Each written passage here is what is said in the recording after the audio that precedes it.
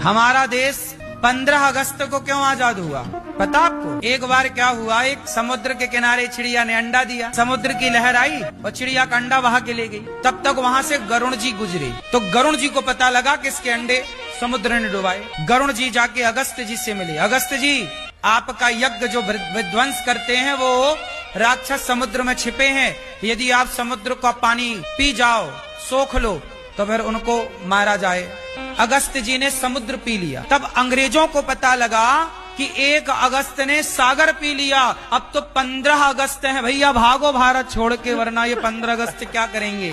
इसलिए हमारा देश आजाद हुआ 15 अगस्त को। डर गए वो और अगस्त के महीने में भाग। બધાને એટલું જ કહેવાનું કે આપણને જે અત્યાર સુધી જે સ્ટોરી સંભળાવી હતી, ગાંધીજીએ આઝાદ કર્યા, નહેરુએ આઝાદ કર્યા અને બીજા બધા મહાપુરુષે આઝાદ કર્યા, આ સ્ટોરી હાવ ખોટી હતી. એકચ્યુઅલ સ્ટોરી આ હતી. આ કોઈની સામે નથી આવવા દીધી અંગ્રેજોએ.